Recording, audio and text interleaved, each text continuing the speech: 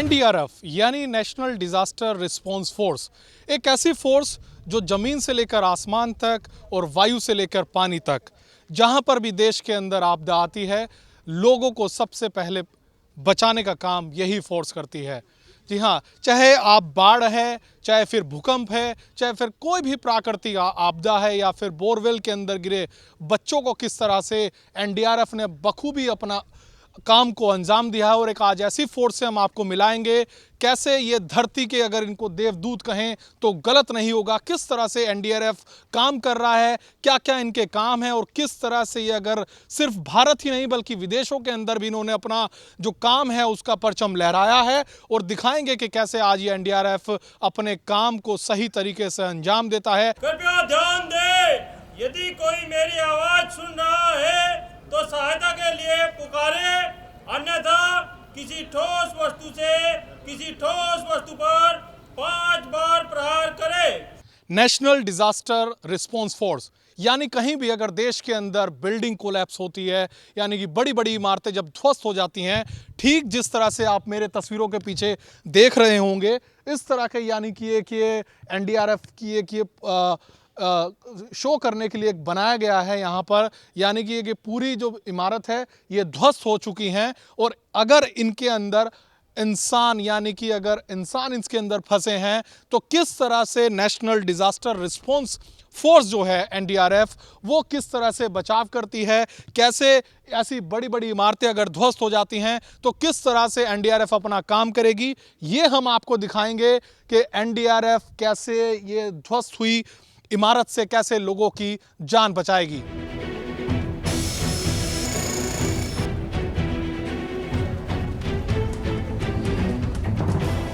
और एनडीआरएफ को एक कॉल मिली है कि एक बिल्डिंग कोलैप्स हुई है, और किस तरह से सबसे पहले जो एनडीआरएफ की टीम है वो एक स्थानीय लोग से मिलती है और बताया जाता है कि इस तरह से ये बिल्डिंग यहाँ पर कोलैप्स हुई है और इसके अंदर कई लोग फंसे हो सकते हैं। तो एनडीआरएफ ने यहाँ पर अब पूरी तरह से मोर्चा संभाल लिया है। अब इसके बाद उनकी जो पूरी टीम है वो यहाँ पर जो बिल्डिंग कोलैप्स हुई है उसके अंदर लगेंगे। यहाँ पर श्रीवास्तव जी हैं।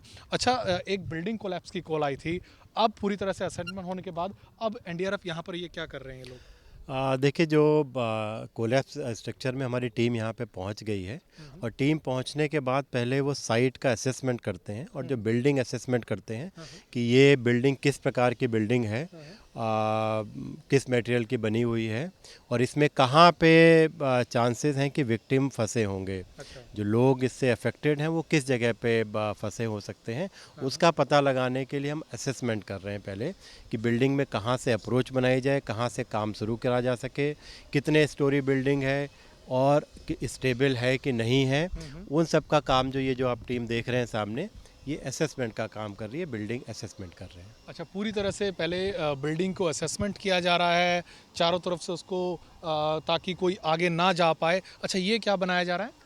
जो कि जहाँ पे अब यहाँ पे हमारा काम शुरू होगा, ऑपरेशन शुरू होगा, तो ऑपरेशन शुरू करने के लिए हम यहाँ पे अपनी कमांड पोस्ट बनाते हैं, जहाँ से बैठ के सारी गतिविधियाँ वो संचालित होती हैं। जो हमारा टीम कमांडर है और जो हमारे कमांडर्स हैं यहाँ पे बैठ के इस पूरी गतिविधि को संचालित करेंगे। तो बिल्कुल बिल्डिंग कोलैप्स की कॉल मिली थी और कुछ ही मिनट के अंदर देखिए पूरी तरह से असेसमेंट यहाँ पर एनडीआरएफ की टीम ने कर लिया है। और एक यहाँ पर यानी कि जो सीनियर्स होंगे वो पूरी तरह से मॉनिटर करेंगे पूरी मुस्तैदी के साथ। यहाँ पर एक एक चीज़ बारीकियों को नज़र रखा जा रहा है कि एंट्री कहाँ से है, चारों तरफ ये लगाया जा रहा है, और हर किसी का काम जो है वो अलग अलग बटा हुआ है। ये पूरी तरह से यहाँ पर ये रोप भी लगाई जा रही है ताकि कोई आगे ना जा सके। अच्छा, हर किसी का काम अलग अलग बटा होता है? देखिए, हमारी टीम है, ये पूरी 45 लोगों की टीम है, और इसमें हर एक व्यक्ति का अपना निर्धारित काम है, उसके हिसाब से वो अपना कार्य करता है। इसमें सबसे पहले हम असेसमेंट करेंगे, असेसमेंट के बाद हम इसमें सर्च करेंगे बिल्डिंग में किस जगह पे लोग अंदर फंसे हुए हैं, विक्टिम कहाँ पे विक्टिम के होने की संभावना है।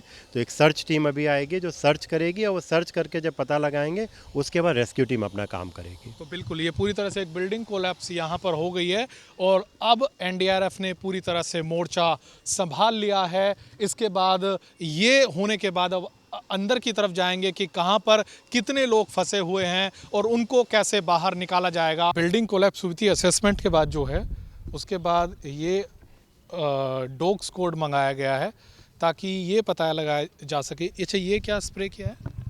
यहाँ पे हम पहले जो है उसमें मार्किंग करते हैं बिल्डिंग की कि कहाँ पे विक्टिम हो सकते हैं। जो पहले असेसमेंट किया था उसके बाद कि विक्टिम कहाँ से बिल्डिंग में अप्रोच बनाई जा सकती है, तो उसके लिए मार्किंग करी थी उसमें यहाँ पे। और जो अभी इन्होंने दिखाया था वो एक्चुअली हवा का रुख देखने के लिए, क्योंकि डॉग जो है वो स्मेल करता है, अंदर से डेब्री के अंदर से स्मेल आएगी, किस डायरेक्शन में हवा जा रही है, हवा की विंड के डायरेक्शन क्या है, उसी हिसाब से हम डॉग को एम्प्लॉय करते हैं। अच्छा, ये डॉग अब इस टाइम ये सर्च कर रहा है कि कहाँ कोई फंसा हो सकता है। हाँ, अभी ये डॉग जो है ये ट्रेंड स्पेशली ट्रेंड डॉग है कि ये अंदर कोई लाइव विक्टिम होता है उसको ढूंढने के लिए इसकी ट्रेनिंग है। तो वो ट्रेंड डॉग है कि अंदर कोई मलबे में अगर कोई विक्टिम फंसा हुआ है, दबा हुआ है, तो ये उसका पता लगाएगा और इंडिकेट करेगा। यहाँ देखिए ये सर्च के कई मेथड्स होते हैं। डॉग ने वहाँ पर बार्क किया, भौंका है, वो इशारा कुछ किया है। हाँ, डॉग ने वहाँ पे बार्क किया है, डॉग ने भौंका है, इसका मतलब है कि इंडिकेशन डॉग ने दिया है कि अंदर कोई हो सकता है। तो अभी हम अब दूसरे डॉग को भेज के इसको कंफर्म कराएंगे। एक डॉग ने करा है, अब दूसरा डॉग भी अगर जाके वहीं पे वही इंडिकेशन देता है, इसका मतलब है कि वहाँ पे कोई अंदर फंसा हो सकता है। बिल्कुल, ये डॉग एक अंदर गया था, उसके बाद उन्होंने बार्क किया है और वो देखिए डॉग जो है वहाँ से कुछ इन्फॉर्मेशन भी दी गई है कि यहाँ पर है। उसके बाद एक बार ये दोबारा से सर्च किया, कंफर्म किया जाता है कि दूसरे डॉग को भेज कर क्या वाकई ऐसा। अच्छा, ये दूसरा डॉग भेजा जा रहा है। जी हाँ, क्योंकि हो सकता है कि एक डॉग कभी गलत बताए या थोड़ा सा कंफ्यूज हो जाए, तो इसीलिए उसको कंफर्म करने के लिए कि उस जगह पे वाकई में कोई विक्टिम है कि नहीं है। अगर दूसरा डॉग भी जाकर वहीं पे इंडिकेशन देता है तो इससे ये कंफर्म हो जाएगा कि वहाँ पे अंदर कोई विक्टिम है। अच्छा, कितनी इनकी क्षमता होती है सूंघने की, कहाँ तक पहचान लेते हैं? देखिए, डॉग की जो सूंघने की क्षमता है वो आदमी से 40 गुना ज़्यादा होती है। तो अगर हम मान लीजिए 1 मीटर तक सूंघ सकते हैं, तो डॉग 40 मीटर तक सूंघ सकता है। और बहुत ज़्यादा जो अंदर यानी कि मलबे के अंदर दबे हुए लोग हैं उनको ये स्मेल कर लेता है। उस डॉग ने भी वहाँ पे जाके बार्क किया, यानी कि वहाँ पर कोई फंसा हुआ है अभी भी। जी हाँ, दूसरे डॉग ने भी उसी जगह पे जाके इंडिकेट किया है, इसका मतलब है कि वहाँ पे विक्टिम होने की तो संभावना है। एनडीआरएफ का काम पहले इसी तरह के, अगर कहीं बिल्डिंग कोलैप्स होती है तो पूरी तरह से पहले असेसमेंट किया जाता है, उसके बाद आपके जो डॉग स्क्वाड हैं वो सर्च करते हैं, यही प्रोसेस है? जी हाँ, प्रोसेस ये है क्योंकि कोई भी जो ध्वस्त बिल्डिंग होती है उसमें मलबा काफ़ी होता है और इसमें समय बहुत इम्पॉर्टेंट होता है। तो हमें सबसे पहले ये पता होना चाहिए कि कहाँ पे विक्टिम के होने की संभावना है, ताकि हम वहीं पे जाके अप्रोच बनाएं। हो सकता है हम किसी ऐसी जगह पे जाके हमने कटिंग कर ली और अंदर एफर्ट्स करें और वहाँ अंदर जाके कोई विक्टिम नहीं मिला, तो उससे हमारा क्या है, समय भी जाया होगा और हमारे एफर्ट्स भी जाया होंगे और हो सकता है किसी और दूसरी जगह पे विक्टिम हो तो वहाँ पे हम बाद में पहुँचे। इसलिए पहले ये पता लगाना ज़रूरी कि कहाँ पे है। तो उसके कई तरह के हमारे जो सिस्टम होते हैं सर्च के, जैसे कि कैनाइन सर्च किया, ये डॉग ने पहले सर्च कर दिया। अब इसके बाद हम फिज़िकल सर्च करेंगे, जहाँ पे डॉग ने इंडिकेट किया है वहाँ पे हम फिज़िकली जाके पता लगाएंगे। हमारे आदमी जाएंगे, आवाज़ लगाएंगे और फिज़िकल सर्च करेंगे, जिससे पता लगेगा अंदर कोई है। अगर कोई मूवमेंट हो रहा है, कोई आवाज़ दे रहा है, तो उससे ये पता लग जाएगा कि वहाँ पे विक्टिम है। उसके बाद फिर एक टेक्निकल सर्च होती है, जो हमारे उपकरण हैं, विक्टिम लोकेटिंग कैमरा, हमारे सेंसर से, उनकी मदद से हम सर्च करते हैं। बिल्डिंग कोलैप्स के बाद दिखाया था किस तरह से डॉग्स ने यहाँ पर सर्च किया, उसके बाद फिजिकल सर्च किया। अब ये मशीन जो है, इससे पता लगाया जा रहा है कि पहले तो डॉग ने भी इंडिकेट दिया था कि व्यक्ति फंसा हुआ है। अब ये कौन सी मशीन है, कैसे क्या पता लगाया जा रहा है? हाँ, देखिए ये है विक्टिम लोकेटिंग कैमरा। ये विक्टिम को लोकेट करता है। ये कैमरा है, इसके आगे लगा हुआ, आगे एक प्रोब है, शाफ्ट लगा हुआ, उसके आगे कैमरा लगा है और उसके आगे लाइट लगी हुई है। तो अंदर विक्टिम कोई होता है तो इसको हम इंसर्ट कर देते हैं अंदर मलबे के अंदर, और विक्टिम अगर कोई अंदर होता है तो उसका फ़ोटो इसमें आ जाता है। बिल्कुल, यानी कि विक्टिम को लोकेट कर लिया गया और यहाँ पर लोकेट किया गया था कि अंदर कोई फंसा हुआ है। उसकी पूरी दीवार को काटा गया है, ड्रिल मशीन से लेकर तमाम इक्विपमेंट से लेकर। अच्छा, ये होने के बाद अब क्या किया जा रहा है? देखिए, यहाँ जैसा बताया गया था कि इस बिल्डिंग में कुछ लोग अंदर मलबे के अंदर दबे हैं और कुछ लोग बिल्डिंग के ऊपरी मंजिलों पे हैं, अपर फ्लोर्स पे हैं। तो अभी जैसा कि आपने देखा कि एक ऊपर की फ्लोर पे हमारा एक सर्च पार्टी गई थी, उसने पता लगाया है कि किस फ्लोर पे लोग फंसे हुए हैं। तो अब उनको ऊपर से रेस्क्यू करने की कार्रवाई की जा रही है। तो बिल्कुल वो देखिए आप, बिल्कुल ये 4th फ्लोर की जितनी बिल्डिंग है और वहाँ पर फंसा हुआ व्यक्ति था, उसको किस तरह से एनडीआरएफ अब उतारेगी, ये प्रोसेस है। देखिए किस तरह से, यानी कि अगर हल्की फुल्की चोट भी लगी है तो उसको एक स्ट्रेचर नुमा बनाया गया है और एक रोप लगाई गई है पूरी, वहाँ पर एनडीआरएफ की है, और उसको धीरे धीरे से उतारा जा रहा है। ये पूरा स्ट्रेचर का रूप दिया गया है इसको। जी हाँ, ऊपर जो विक्टिम होंगे हो सकता है कि वो पूरी तरह से सेफ़ ना हो, उनको कोई इंजरी हो, कोई चोट हो, और ऊपर से चूँकि हम ला रहे हैं, उनको लोअर कर रहे हैं, तो उनको पूरी तरह से स्ट्रेचर में सिक्योर किया जाता है, जिससे वो नीचे उतारते समय जो है उनको कोई और फर्दर कोई चोट ना लगे और कहीं इधर-उधर गिर ना जाए। तो बिल्कुल ये एनडीआरएफ ने ये रेस्क्यू किया है। ये ऊपर व्यक्ति एक फंसा हुआ था और जिसको यहाँ पर बिल्कुल सेफली जो है वो निकाला गया है। यानी कि किस तरह से एक बिल्डिंग अगर गिरती है तो उसका किस तरह का क्या क्या प्रोसेस होता है, ये यहाँ पर एनडीआरएफ ने अभी दिखाया कि डॉग स्निफर डॉग से लगाए इक्विपमेंट तक फिजिकल से यहाँ पर किया गया और उसके बाद यहाँ पर एक व्यक्ति जो फंसा हुआ था उसको सेफली निकाल लिया गया है। एनडीआरएफ को अगर कहीं बीच में इस तरह से कोलैप्स है, अगर आपको इस बिल्डिंग से दूसरी बिल्डिंग में ले जाना है, तो इस तरह से एनडीआरएफ जो है, जो धरती के देवदूत मैं बार बार कह रहा हूँ, अपनी जान पर खेल कर। अच्छा सर, ये बताइएगा ये क्या कर रहे हैं श्रीवास्तव जी? देखिए, इसमें कई बार क्या होता है कि सिचुएशन ऐसी आती है कि आपको विक्टिम को एक बिल्डिंग से दूसरी बिल्डिंग के बीच में हॉरिजेंटली शिफ्ट करना पड़ता है। तो ये हमारा हॉरिजेंटल सस्पेंस है, सस्पेंशन की मदद से ये आ रहा है। इसमें देखेंगे विक्टिम को लाके वो जो स्ट्रेचर है, बास्केट स्ट्रेचर है, उसमें एक हमारा रेस्क्यूअर वो विक्टिम को उसमें लेके वो जो बाईं तरफ की बिल्डिंग है और वहाँ से इसको दाहिनी वाली बिल्डिंग में शिफ्ट कर रहा है। इसके बाद फर्दर जो है उसको इवैक्यूएट कराया जाएगा वहाँ से। कब इस्तेमाल करना पड़ता है आपको एक बिल्डिंग से दूसरे कई बार ये होता है कि जहाँ पे जिस बिल्डिंग में अप्रोच बनाई वहाँ से विक्टिम को सीधे नीचे उतारने के लिए कोई जगह अवेलेबल नहीं है, या नीचे कोई खाई है, नीचे कोई इस तरह का है कि वहाँ से उसको नीचे नहीं ला सकते हैं, तो उसको दूसरी बिल्डिंग में शिफ्ट करना पड़ता है। उस बिल्डिंग से फिर उसको आगे इवैक्यूएट किया जाता है।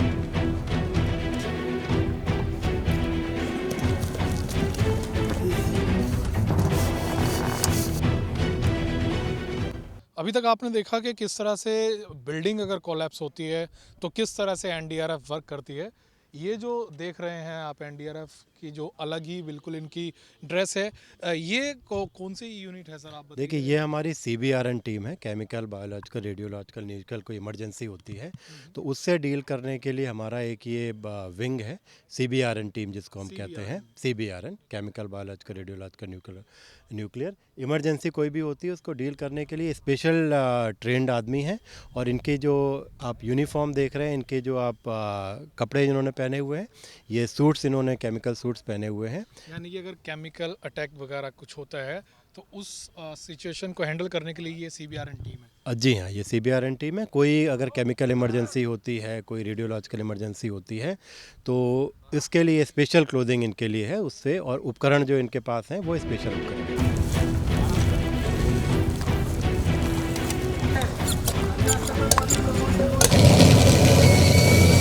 देखिए, ये जो सीन है यहाँ पे कोई केमिकल लीकेज हो गया है। जो आप धुआं देख रहे हैं इसका मतलब है कोई केमिकल यहाँ पे लीक हो गया है। तो हमारी NDRF की टीम आके पहले वो डिटेक्ट करेगी, पता लगाएगी कि कहाँ से केमिकल लीकेज है, और उसी हिसाब से फिर आगे सर्च एंड रेस्क्यू की कार्रवाई करेंगे लोग। अच्छा, यानी कि एक तरह से अगर कहीं केमिकल लीक हो जाता है या फिर किसी तरह की गैस लीकेज हो जाती है तो उस स्थिति के अंदर ये आम लोग भी हैं, ये भी यहाँ पर इसमें इंजर्ड एक तरह से। जी, ये जो यहाँ पे सिनेरियो दिखाया गया है कि एक फैक्ट्री थी जिसमें काम चल रहा था, और फैक्ट्री में कई तरह के हजार्डस मटेरियल होते हैं, तो वहाँ से कोई खतरनाक रसायन है वो लीक हो गया है गैस की फॉर्म में, कोई जहरीली गैस। उस स्थिति के अंदर कैसे एनडीआरएफ काम करेगा? देखिए, NDRF जैसे मैंने बताया था कि NDRF जो हमारी स्पेशली ट्रेंड है किसी प्रकार की केमिकल इमरजेंसी को डील करने के लिए। तो अब हमारी जो आपने टीम देखी होगी जहाँ पे 2 लोग हैं, डिटेक्शन टीम है, ये डिटेक्ट करने आई थी कि कहाँ पे लीकेज हुआ है और किस तरह का लीकेज है, किस तरह की गैस है। तो वो उन्होंने पता लगाया, साथ में कोई विक्टिम जो वहाँ पे जो कि अफेक्टेड हैं, उससे गैस से अफेक्ट हो गए हैं, बेहोश हो गए हैं, उनको वो तब तक उनकी मदद कर रहे हैं, देख रहे हैं। हमारी दूसरी टीम जो अब आपने देखी जो गई है यहाँ पे, दूसरी टीम ये उस केमिकल जो लीकेज है उस लीकेज को बंद करेगी। ये भी देखा कि आपने अगर किसी तरह की जहरीली गैस लीक होती है तो ये पूरा एरिया हो गया था और इफेक्टिव जो लोग हैं। अब इसके बाद सर ये क्या हो रहा है? देखिए, जब हम कंटेमिनेटेड इन्वायरमेंट में काम करते हैं कि इस प्रकार के इन्वायरमेंट में, तो जो हमारे रेस्क्यूअर हैं उनके ऊपर भी, उनकी शरीर के ऊपर, उनकी क्लोथिंग के ऊपर भी वो जहरीला रसायन रख जाता है। तो उस रसायन को रिमूव करने की प्रक्रिया जिसको हम डिकंटेमिनेशन कहते हैं, तो वो प्रक्रिया की जा रही। तो जो भी लोग उस कंटेमिनेटेड इन्वायरमेंट में थे उनको जब हम बाहर बाहर लाते हैं तो उनको हम डीकॉन करते ये हैं पहला पहले। प्रोसेस क्या था? जी, पहला प्रोसेस ये है कि जो उसके ऊपर कोई पाउडर लगा है, कोई धूल लगी है जहरीली, उसको पहले शफल पिट में शफल करते हैं शरीर को हिला के, ताकि वो झड़ जाए वहाँ पे। और उसके बाद फिर गारमेंट्स वगैरह को रिमूव किया जाएगा। इसके लिए अलग प्रोसेस को 9 प्रोसेस कहते हैं, 9 स्टेप्स होते हैं इसमें। अच्छा, 9, ये पूरा 9 स्टेप है, यानी कि पूरा एक एक चीज़ का ध्यान रखा जाता है। अगर किसी तरह का यहाँ पर अभी देखा था कि आपने किस तरह से लीक हुई थी, उसके बाद ये ये पूरी अलग तरह की खास तरह की ड्रेस है जिसको पूरा एक 9 तरह का प्रोसेस बताया गया है। पहले धूल मिट्टी को जिस तरह से स्प्रे करके साफ़ किया गया, अब ये जो इनकी खास तरह का एक ड्रेस है, यूनिफॉर्म है, उसको यहाँ पर रिमूव किया जा रहा है, क्योंकि किसी तरह से जो इनके ऊपर वो जहरीली गैस थी या पदार्थ था, रासायनिक जो भी था, वो किसी और दूसरे तक इफ़ेक्टेड ना हो। ये एक प्रोसेस चल रहा है। पहला प्रोसेस देखा, ये दूसरा प्रोसेस है हो रहा है यहाँ पर। अब तीसरा प्रोसेस यहाँ ये क्या होगा? जी, अभी यहाँ पे ये पहले उन्होंने शफल किया, उसके बाद अपने गारमेंट्स निकाले हैं। वो गारमेंट्स निकालने के बाद फिर यहाँ पे मॉनिटरिंग होगी कि इनके शरीर के ऊपर अभी कितना कंटेमिनेशन है। अच्छा। तो वो मॉनिटरिंग करने के बाद फिर इनको शावर दिया जाएगा। शावर से शरीर के ऊपर जितना भी कंटेमिनेशन होता है, प्रदूषण जो होता है, उसको रिमूव किया जाता है और उसके बाद फिर एक बार इनकी मॉनिटरिंग तो ये होगी। बिल्कुल यहाँ पर ये शावर भी देखिए लगाया गया है, यानी कि हर तरह से ध्यान रखा जा रहा है कि किसी तरह से अगर इन्होंने हालांकि लोगों की तो यहाँ पर जान बचाई, उसके बाद अगर इनके शरीर पर, इनके कपड़ों पर वो किसी तरह का रसायन या गैस लगी हुई है तो उससे और दूसरे लोग इफ़ेक्टेड ना हो।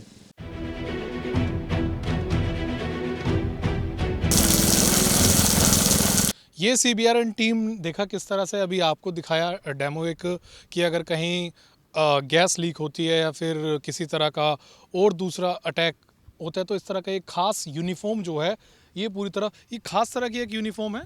जी हाँ, इसको हम केमिकल सूट कहते हैं। ये हमारा मार्क 5 केमिकल सूट है कि इसमें किसी भी प्रकार की रासायनिक इमरजेंसी होने पे, केमिकल इमरजेंसी होने पे या रेडिएशन लीकेज कहीं पे होता है तो उसमें कंटेमिनेटेड इन्वायरमेंट में ये सूट पहन के कार्रवाई की जाती है। कहाँ कहाँ आपने अभी तक ये सीबीआरएन टीम का इस्तेमाल किया इंडिया? देखिए, आपको याद होगा 2010 में मायापुरी में एक बार रेडियो एक्टिव मटेरियल लीकेज हुआ था। वहाँ पे एक रेडिएशन इमरजेंसी हुई थी, उसमें एनडीआरएफ की टीम ने काम किया था, तो जिसमें हमको इस सीबीआरएन टीम की आवश्यकता पड़ी थी। लास्ट ईयर तुगलकाबाद में जो कंटेनर डिपो है, उसमें एक खतरनाक रासायनिक पदार्थ एक कंटेनर से लीक हो गया था, जिसमें आसपास के स्कूल के बच्चे 400 बच्चे करीब अफेक्टेड थे, तो वहाँ पे हमारी टीम ने करा था। और 2015 में एक बार एयरपोर्ट पे इमरजेंसी की कॉल आई थी, तो उसमें हमारी टीम गई थी। और इसके बाद एक मुरादनगर में 2012 में एक बार अननोन केमिकल जो हज़ार्डस केमिकल था, उसकी इन्फॉर्मेशन थी, तो हमारी टीम ने रिस्पॉन्ड किया था। तो बिल्कुल आज हमने आपको दिखाया कि किस तरह से एनडीआरएफ ने आपको, चाहे फिर वो बाढ़ की स्थिति हो, चाहे फिर अगर कहीं बिल्डिंग गिरती है उसकी स्थिति हो, या फिर और दूसरी तरह की प्राकृतिक आपदा के अंदर किस बखूबी से एनडीआरएफ अपनी जान पर खेलकर जो है एक आम इंसान की जान कैसे बचा रहे हैं। चाहे उसके अंदर ये देखिए कितने एनडीआरएफ के ये जवान हैं एक खास सूट के साथ, और दिखाया कि किस तरह से बिल्डिंग अगर कोलैप्स होती है तो कैसे, चाहे कितनी बड़ी बिल्डिंग हो, 3 मंजिल या 5 मंजिला से, कैसे अपनी जान पर खेलकर एक व्यक्ति को भी उतारा गया। तो आप भी सलाम कीजिए इन ऐसे एनडीआरएफ के जवानों को जो अपनी जान की परवाह किए बगैर अपने देश की सेवा कर रहे हैं। कैमरामैन राहुल यादव के साथ सागर कुमार, सुदर्शन न्यूज़, गाज़ियाबाद।